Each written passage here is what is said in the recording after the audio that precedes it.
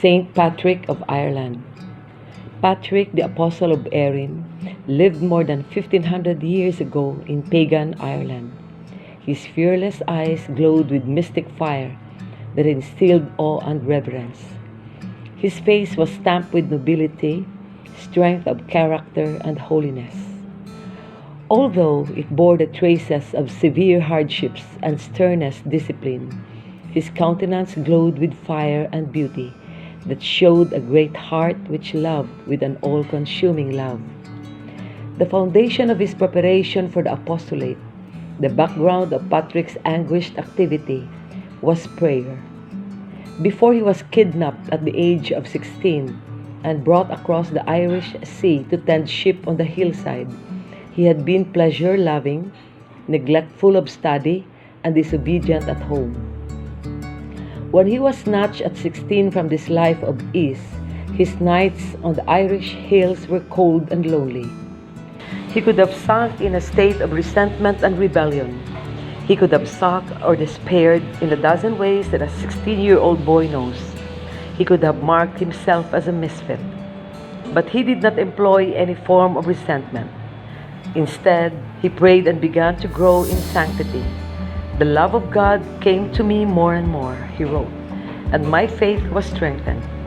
My spirit was moved so that in a single day I would say as many as 100 prayers and almost as many in the night.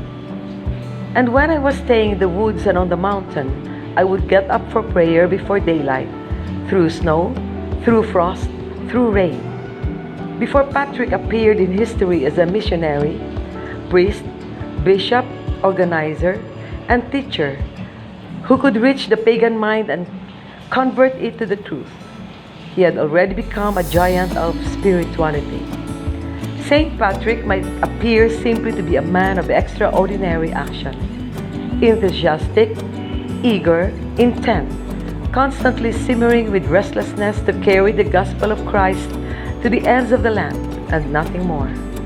No one can deny the striking achievement of his Herculean toil.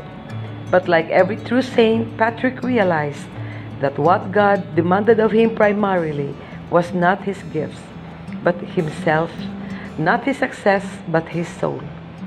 An instant of pure love is more precious in the eyes of God and of the soul, and more profitable to the church than all other good works put together, although it may seem as if nothing were done. Saint Patrick won Ireland, and Ireland won Patrick. He did not confine his apostolate to any special clan or class. By his tact, his eloquence, his winning ways, his touching love for the people above all, by his holiness, he won the hearts of serf and king, druid and bard, soldier, hunter, and statesman. It was not required that he seal his work with his lifeblood. The kind-hearted people of Ireland recognized his goodness and gave a ready ear and reverence to their apostolic messenger. They believed his message. They followed his instructions. They abandoned their idols and learned to worship and love the one true God. They assimilated the divine truth. Christianity became part of their being so much that a multitude of their sons and daughters gave themselves up to the complete service of God and His church. The rich gave abundantly of their wealth to build edifices for divine worship, to provide monasteries, convents, and schools where their youth would imbibe sacred teachings. Within 25 years after his coming, the whole island was Christian.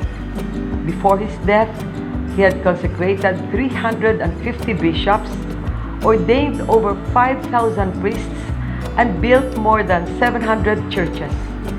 This was the legacy he left to his people.